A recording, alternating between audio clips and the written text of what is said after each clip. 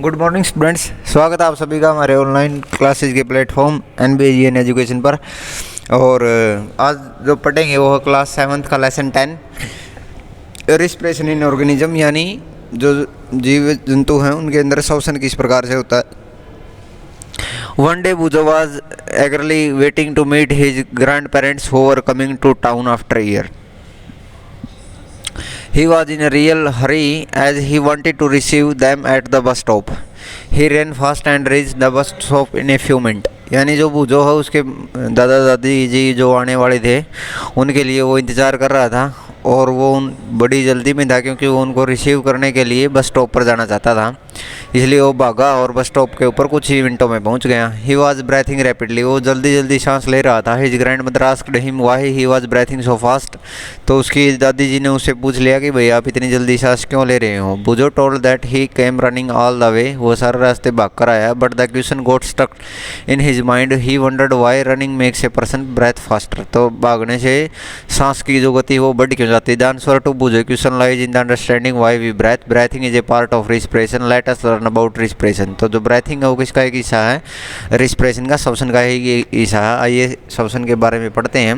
Why do we respire, हम सांस क्यों लेते हैं या श्वसन क्यों करते हैं। In chapter second you have learned that all organisms are made up of small microscopic unit called cell. तो सेकंड चैप्टर में आपने पढ़ा था कि जो सेल हैं उनसे मिलके मनुष्य का शरीर बना हुआ है। A cell is the smallest structure and functional unit of an organism. एक जीवधार की सबसे छोटी और जो क्रियात्मक इकाई है वो है एक कोशिका। Each cell of an organism perform certain function and such as nutrition, transport, excretion और रिप्रोडक्शन। तो प्रत्येक सेल के कुछ कार्य हैं जो उसको करने पड़ते हैं, जैसे न्यूट्रिशन है, पोषण है, ट्रांसपोर्टेशन है, स्थानांतरण का जो काम करते हैं, परिवहन का जो काम करते हैं, जिसके अंदर विभिन्न भागों तक जो चीज़ें, फॉर एग्जांपल ऑक्सीजन है, फूड है, एनर्जी है, that we have to reach that each part. And excretion है, मतलब चीज़ों को बाहर निकालना, उत्सर्जन तंत्र बोलते हैं इसे। एंड रिप्रोडक्शन, जनन। To perform these function the cell needs energy. तो इनके लिए, सभी के लिए ऊर्जा की आवश्यकता होती है। Even when we eating, sleeping, reading, we require energy. जब हम खा रहे होते हैं, सो रहे होते हैं, पढ़ रहे होते हैं, तभी भी हमें ऊर्जा की आवश्यकता पड़ती है। But we does this energy come from, but where does, लेकिन ये कहाँ से आती है ऊर्जा। Can you say why your parents instead that you should eat regularly. तो इसलिए आपके जो माता पिता हैं वो कहते हैं कि आपको हर रोज़ खाना खाना चाहिए। The food has stored energy, जब ऊर्जा है उसके अंदर ऊर्जा संग्रहित होती है। Which is release during respiration, और जो रिस्पिरेशन के समय छोड़ी जाती है। Therefore all living organism respire to get energy from food. तो भोजन से ऊर्जा प्राप्त करने के लिए सभी जो जीवधारी हैं वो श्वसन करते हैं। During breathing we breathe in air, श्वसन के दौरान हम हवा में सांस लेते हैं और छोड़ते हैं। You know that air contains oxygen, आप जानते हो कि हवा के अंदर ऑक्सीजन भी होती है, नाइट्रोजन भी होती चीज़, काफ़ी गैसें घुली हुई होती हैं।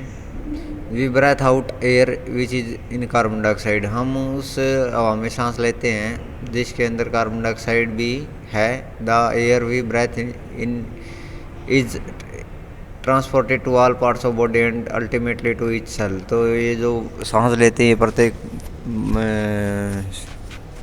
जो आपका शरीर है उसके हिस्से तक जाता है और प्रत्येक कोशिका तक जाता है। In the cell oxygen in the air helps in break down of food, और इस प्रक्रिया में जो सेल है उसमें सहायता करता है भोजन को तोड़ने में। The process of break down of food in the cell with the release of energy is called cellular respiration. The process of break down of food in the cell, यानी सेल के अंदर जो प्रक्रिया होती है जिसके अंदर भोजन टूट जाता है और ऊर्जा बाहर निकलती है, उसे हम सेलुलर रिस्पिरेशन कहते हैं। Cellular respiration takes place in the cell of all organism. जो सेलुलर रिस्पिरेशन होता है वो प्रत्येक सेल के अंदर, प्रत्येक जीवधारी के अंदर होता है।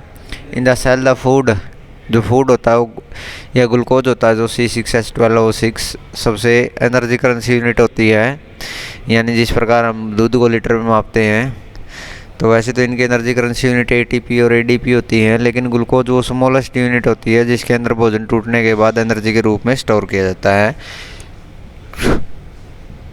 carbon dioxide and water using oxygen. When breakdown of glucose occur with the use of oxygen, it is called aerobic respiration. जब ऑक्सीजन का प्रयोग करके भोजन को ग्लूकोज में तोड़ते हैं तो उसे हम क्या बोलते हैं, एरियोबिक रिस्पिरेशन यानी वायवीय श्वसन बोलते हैं। एरियोबिक का मतलब जो एयर के प्रेजेंस में हुआ है। Food can also be broken down without using oxygen, भोजन को बिना ऑक्सीजन की उपस्थिति के भी तोड़ा जा सकता है। This is called anaerobic respiration और इसे हम अवायवीय श्वसन कहते हैं। Break down of food release energy, और भोजन को तोड़ने से जो हमें ऊर्जा मिलती है, glucose in the presence of oxygen, carbon dioxide, water और एनर्जी में टूट जाती है। You should know that there are some organism such as yeast that can survive in the absence of air. तो कुछ जीव तो ऐसे हैं जो ऑक्सीजन की विदाउट ऑक्सीजन की प्रेजेंस भी जीवित रह सकते हैं। They are called anaerobes. They get energy through anaerobic respiration. In the absence of oxygen, glucose break down in the alcohol and carbon dioxide. तो वहाँ ये कार्बन डाइऑक्साइड और वाटर की बजाय किस में टूटता है, ग्लूकोज, अल्कोहल, कार्बन डाइऑक्साइड और एनर्जी में। तो ये अवायवीय ऑप्शन होता है एनाएरोबिक रिस्पिरेशन। यीस्ट क्या होते हैं, सिंगल सेल के ऑर्गेनिज्म होते हैं, यानी एक कोश के जीव होते हैं। They respire anaerobically and during this process yield alcohol, और ये क्या है, बिना हवा के ऑक्सीजन के सांस लेते हैं और इस प्रक्रिया में अल्कोहल का निर्माण होता है। They are therefore use to make wine और बियर, तो इनका प्रयोग हम वाइन और बियर को बनाने के लिए करते हैं।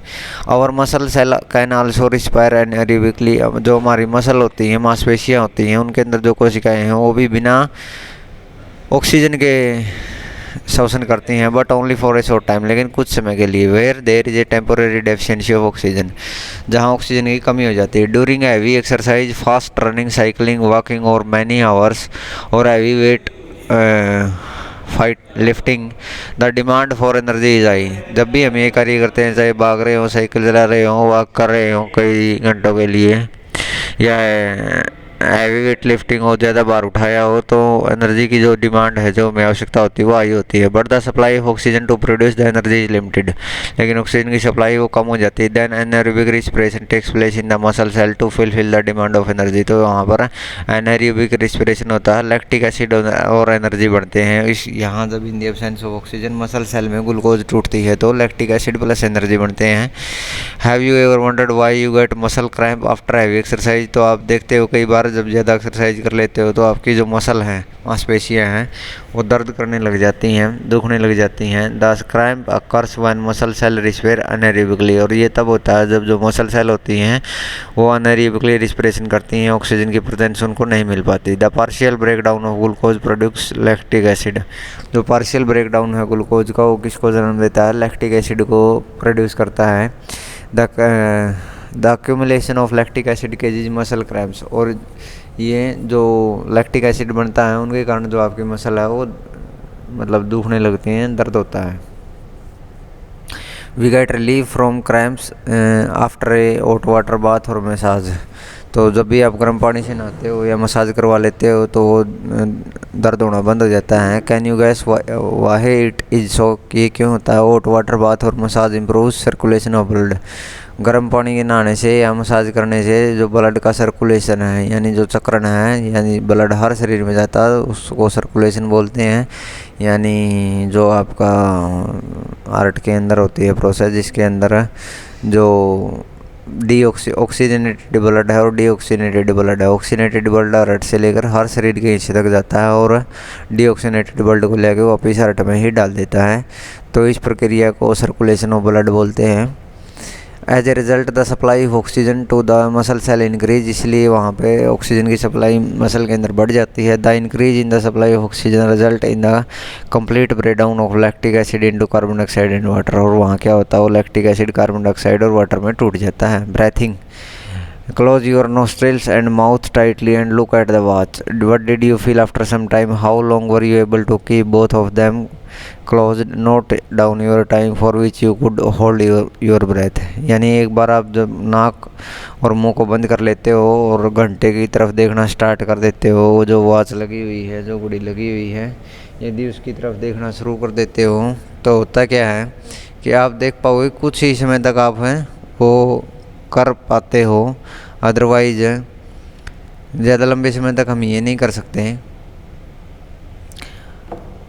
So now you know that you can not survive for long without breathing. लंबे समय तक आप सांस लिए बगैर जीवित नहीं रह सकते। Breathing means taking in air which in oxygen and giving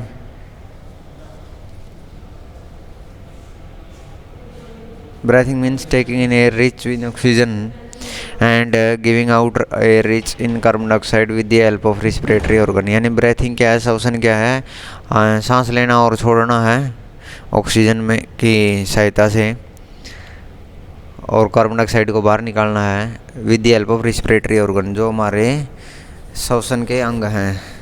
the taking of air in rich in oxygen into blood is called inhalation and giving out of air rich in carbon dioxide is non exhalation. यानी जब हम oxygen को अंदर लेके बोलते हैं तो inhalation बोलते हैं उस प्रक्रिया को, और जब वो कार्बन डाइऑक्साइड को बाहर छोड़ते हैं तो एक्सहेलेशन बोलते हैं। It is continuous process which goes on all the time and through the life of an organism. एक जीवधारी के लिए ऑक्सीजन को छोड़ना और कार्बन डाइऑक्साइड को छोड़ना और ऑक्सीजन को लेना जीवन पर्यंत चलता रहता है। The number of time of a person breathe in a minute is termed as breathing rate. एक मिनट में जितने व्यक्ति सांस लेता और छोड़ता उसको इसकी ब्रेथिंग रेट बोलते हैं। During breathing inhalation and exhalation takes place alternatively. यानी अल्टरनेटिवली का मतलब होता है एक के बाद एक, यानी एक बार हम सांस लेते हैं दूसरी बार हम छोड़ते हैं। A breath means one inhalation plus one exhalation. यानी एक पूरे सांस का मतलब होता है कि एक बार जो आपने ऑक्सीजन को अंदर लेके गए और कार्बन डाइऑक्साइड को बाहर लेके गए। यानी एक इनहेलेशन जिसमें ऑक्सीजन अंदर जाती है और एक एक्सहेलेशन जिसमें कार्बन डाइऑक्साइड बाहर जाती है। Would you like to find your breathing rate? तो आप स्वयं भी देख सकते हो घड़ी के अंदर कि एक मिनट के अंदर आपने कितने सांस लिए और छोड़े हैं। Do you want to know whether it is a constant और it is change according to the require of oxygen of the body? तो ये कंटिन्यूस नहीं रहता, कांस्टेंट नहीं रहता, स्थिर नहीं रहता, ये बदलता रहता है कि इसके अनुसार आपकी शरीर की ऊर्जा ऑक्सीजन की रिक्वायरमेंट के अनुसार। Let us find out by doing the following activity. तो इसमें एक्टिविटी में हम नेक्स्ट टॉपिक में पढ़ेंगे हम क्या है ये एक्टिविटी। Thanks students.